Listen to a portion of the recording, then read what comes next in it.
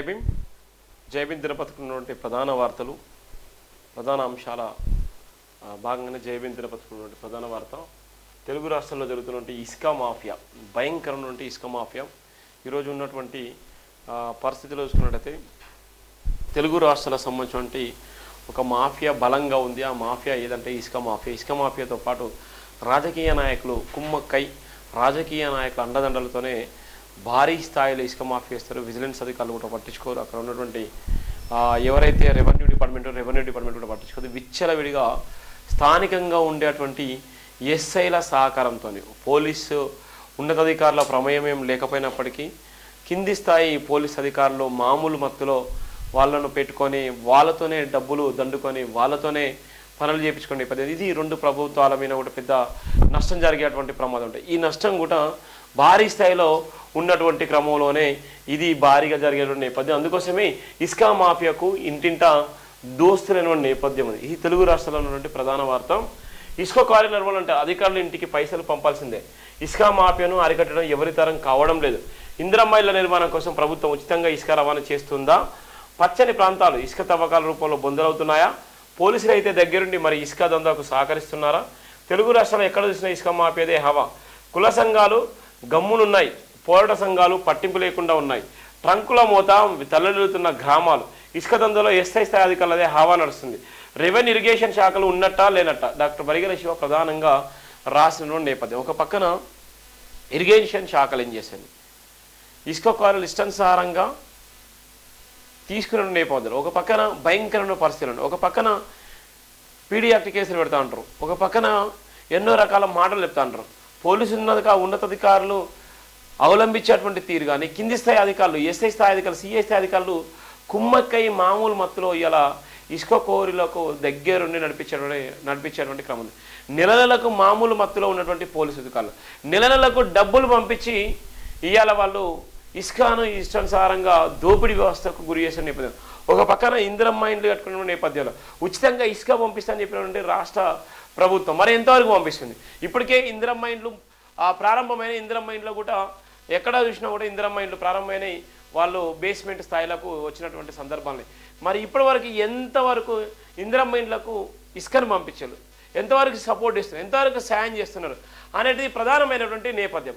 ఈ నేపథ్యంలోనే ఇవాళ ఎవడైతే ఉన్నాడో ఏ పోలీసు అధికారులు అన్నా ఏ పొలిటికల్ లీడర్ ఉన్నా వాళ్ళ ప్రమేయంతోనే ఇవాళ నడిచేటువంటి దందా ఉన్నాయి. ఈ దందాలో భాగంగా అనేక మంది ఇవాళ అమాయకులైనటువంటి ఇసుక ఎవరైతే నడిపించేటువంటి వ్యక్తులు, ఎవరైతే ఇసుకను జీవన వృత్తిగా నమ్ముకునేటువంటి వ్యక్తులు ఎవరైతే ఉన్నారో ఇసుక మీద ఆధారపడేటువంటి కుటుంబాలు ఇలా రోడ్డు మీద పడేటువంటి ప్రమాదం ఉంది. ఇలా కొద్దిమంది రాజకీయ నాయకుల బలంతో, కొద్దిమంది నిజంగా పోలీసు అధికారుల ప్రమేయంతో ఇవాళ ఇష్టానుసారంగా దందా చేసేటువంటి నేపథ్యం ఉంది. ఆ దందాలో భాగంగానే తెలుగు రాష్ట్రాల్లో భయంకరమైన పరిస్థితులు అయితే మనం చూస్తున్నాం. తెలుగు రాష్ట్రాల్లో ఇసుక మాఫియాని కట్టడియంలో ప్రభుత్వ నిర్లక్ష్యం స్పష్టంగా కనిపిస్తుందని డాక్టర్ బరిగెల శివ అన్నారు.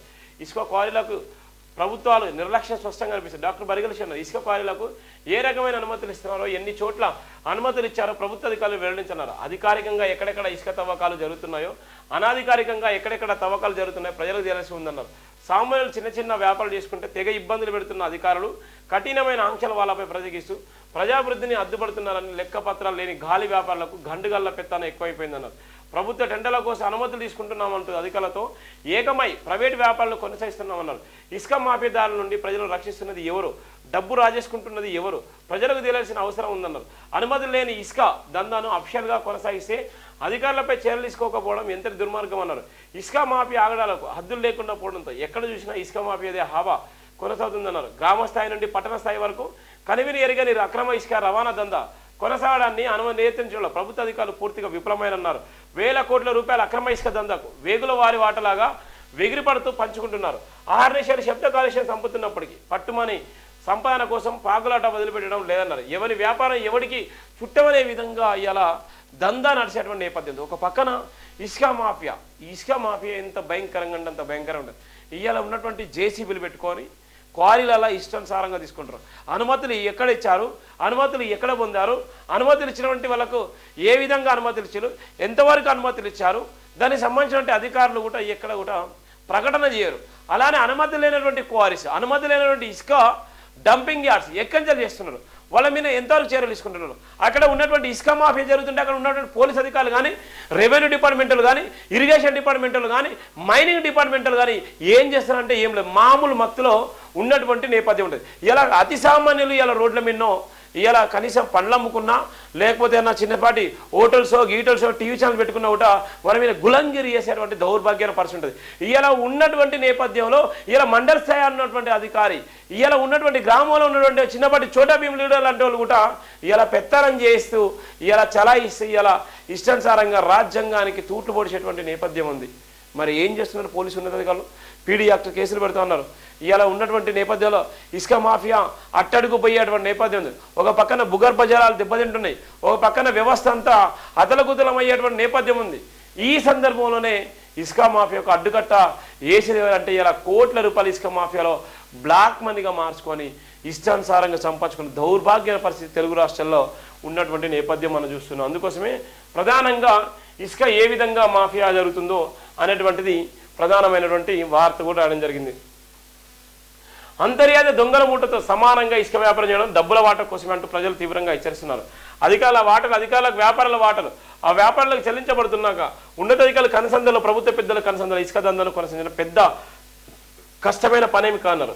లెక్కకు మించిన ప్రాంతాలను ఇసుక దిబ్బలు కలిగిన స్థలాలను ఎంచుకొని వందల వేల క్యూబిక్ మీటర్స్ ఇసుకను అక్రమంగా తోడిస్తున్నారు.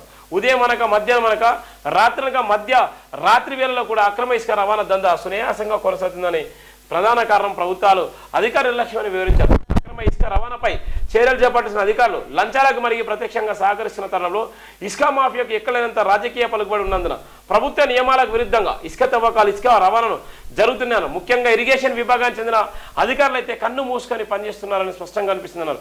తెలుగు రాష్ట్రాల వేల సంఖ్యలో భవన నిర్మాణ అభివృద్ధి పనులు ప్రభుత్వ అధికారిక పనులు కొనసాగుతుండగా ఇసుక రవాణా సౌకర్యాలు ఏ విధంగా చేరవేయబడుతున్నాయి అధికారులకు తెలియాలని అంటూ సూటిగా అడిగారు. ప్రభుత్వాలకు మంచి పేరు రావడానికి సర్వదా కృషి చేయాల్సిన అధికారులు ప్రభుత్వాన్ని మోసగించడం, ప్రజల ఇబ్బందులు ప్రత్యక్షంగా చూసుకుంటూ నిస్సేహ స్థితిలో ఉద్యోగ ధర్మాలను నిర్వహిస్తుండడం విచారకరమన్నారు. సామాన్య పోరగాళ్ల నడి రోడ్లపై విచ్చలవిడిగా శిక్షించే అధికారులు ఇసుక మాఫియాను అరికట్టడంలో మాత్రం కనీస నిజాయితీని ప్రకటించకపోవడం అధికారుల గొప్పతనంగా భావించన్నారు. ఒకవైపు ప్రభుత్వాల అక్రమాలపై కఠినంగా వ్యవహరిస్తామని ప్రజల సమక్షంలో బహిరంగ సభల సమక్షంలో అగ్రవేశాలతో ప్రకటిస్తుండగా ఇసుక మాఫియాదారులు కొండలను ఇసుక ప్రాంతాలను ఎంచుకొని అనుమతి లేకుండానే విచ్చలవిడిగా ఇసుకను తోడుతూ కోట్ల రూపాయల వ్యాపారాలను కొనసాగిస్తున్నారు. ప్రతి ఇసుక వారికి కొంత సొమ్ములాగా మాట్లాడుకొని అధికారులంతా సంపూర్ణంగా సహకరించడం చూడడానికి విరక్తిగా ఉందన్నారు. మైనింగ్ అధికారులు, ఇరిగేషన్ అధికారులు కొన్ని సందర్భాల్లో ప్రజల ఫోన్లకు, పత్రికా ప్రతినిధుల ఫోన్లకు, ఉద్యమకారుల ఫోన్లకు, ప్రజాస్వామ్య రక్షణదారుల ఫోన్లకు ఏమాత్రం స్పందించడం లేదని దాన్ని తీవ్రంగా పరిగణించాల్సిందన్నారు. ప్రభుత్వ అధికారులు అధికారికంగా ఉపయోగిస్తున్న ప్రభుత్వ సెల్ ఫోన్స్ నెంబర్లు సమాధానాలు తెలియజేయడుగా ఉపయోగించాల్సి ఉంటుండగా ఏ శాఖ అధికారి అయినా జవాబుదారని తిరస్కరిస్తున్నారు. ఎక్కడ చూసినా ఇసుక డంపులు, ఇసుక రవాణాలు విచ్చలవిడిగా పెరిగిపోతున్నారు. ప్రభుత్వ అధికారిక అభివృద్ధి కార్యక్రమంలో భాగంగా ఇందిరమ్మ ఇళ్ల నిర్మాణం కోసం పేదలకు ఉచిత ఇసుక సౌకర్యం కల్పిస్తున్న ప్రభుత్వం ప్రకటించడం వల్ల పేద ప్రజలు హర్షం వ్యక్తం చేస్తున్నప్పటికీ ప్రభుత్వ పేరు చెప్పుకొని భూమాఫియా, ఇసుక మాఫియా విచ్చలవిడిగా అక్రమ ఇసుక రవాణాను చేస్తున్నారని దానిని ప్రభుత్వ స్థాయిలో తీవ్రంగా పరిగణించాల్సిన అవసరం ఎంతైనా ఉందన్నారు. నేటికి ప్రభుత్వ పెద్దలు, ప్రభుత్వ అధికారులు గతంలో ప్రభుత్వ అక్రమ ఇసుక రవాణాను కొనసాగించలేదని తెలివిగా సమయాలు చెప్తూ అక్రమ ఇసుక రవాణాను ప్రశ్నిస్తున్న వాళ్ళపై దబాయింపులకు పాల్పడుతున్నారు తప్ప ఇసుక మాఫియాను కట్టడి చేసి నియంత్రించలేకపోతున్నారు. జూలైలో జరగబోయే గ్రామ పంచాయతీ ఎన్నికలో ఇసుక మాఫియాల ఆగడాలు, భూకబ్జాదారుల ఆగడాలు కాంగ్రెస్ ప్రభుత్వంపై తీవ్ర ప్రభావం చూపుతున్నాయన్నారు. గ్రామస్థాయిలో ప్రభుత్వం ఎంతటి ప్రజా ఉపయోగకరమైన పథకాలు అమలు కొనసాగిస్తూ సంక్షేమ పథకాల రూపంలో ప్రజలకు అనుకున్న విధంగా న్యాయం చేస్తున్నప్పటికీ అక్రమ సంపదలో భాగంగా అక్రమ ఇసుక తవ్వకాలను ప్రజలు తట్టుకోలేకపోతున్నారు. పైగా కొన్ని ప్రాంతాల్లో అయితే ఇసుక తవ్వకాల కోసం బాంబుల శబ్దాలతో గ్రామాలను వణికిస్తున్నారు. రాత్రంతా ట్రక్కులు అక్రమంగా ఇసుకను తరలిస్తున్న తరుణంలో శబ్ద కాలుష్య నివారణకు పాటుపడాల్సిన అధికారులు ఏమీ తెలియనట్లుగా మౌనంగా ఉంటుండడం వలన గ్రామంలోని ప్రజలు రాత్రులు శబ్దాలు తట్టుకోలేక అనేక రకాలుగా వేదన పడుతున్నారు. ఇసుక మాఫియా కొనసాగిస్తున్న ఆగడాలను పసిగట్టడం కోసం తెలుగు రాష్ట్రాల ప్రభుత్వ అనుమతులు లేకుండా తవ్వకాలు కొనసాగిస్తున్న ప్రతి చోట ఇసుక మాఫియాదారులు ఉపయోగిస్తున్న నోట్బుక్లో ఆధారాలను తీసుకొని ఇసుక మాఫియా ఎవరెవరికి డబ్బులు చెల్లిస్తున్నారో ఆధారాలను కూడా బయట పెట్టాల్సిన పోలీసు ఉన్నతాధికారులు కూడా బయట పెట్టిన దౌర్భాగ్యమైనటువంటి పరిస్థితులు ఉన్నారు. ఒక పక్కన ఇసుక మాఫియా విచ్చలవిడిగా జరుగుతున్న నేపథ్యం, ఒక పక్కన మైనింగ్ డిపార్ట్మెంట్లు, ఇరిగేషన్ డిపార్ట్మెంట్, రెవెన్యూ డిపార్ట్మెంట్లు, పోలీసు ఉన్నతాధికారులు కూడా మూకమ్మడిగా ఎవరికి వాడే ఇలా యమునా తీరం లాగా ప్రజలను రక్తాలను పిప్పి పిండి చేస్తున్నారు తప్ప ఇలా మేలు చేసినటువంటి నేపథ్యం లేదు. ఒక పక్కన ఇందిరమ్మ ఇండ్లకు సంబంధించిన నేపథ్యం గవర్నమెంట్ ప్రత్యేకమైన జీవో ఇచ్చినప్పటికీ మరి ఎంతవరకు ఇచ్చేసి ఎంతవరకు వాళ్ళకు సాయం చేస్తున్నారు? ఇలా ఉచితంగా ఇసుక ఇచ్చేటువంటి నేపథ్యం ఎవరికి ఉందని చెప్పలేటువంటి దౌర్భాగ్యాల పరిస్థితిలో ఇలా తెలంగాణ ప్రభుత్వం, ఆంధ్రప్రదేశ్ ప్రభుత్వం ఉన్న నేపథ్యం కూడా మనం చూస్తున్నాం.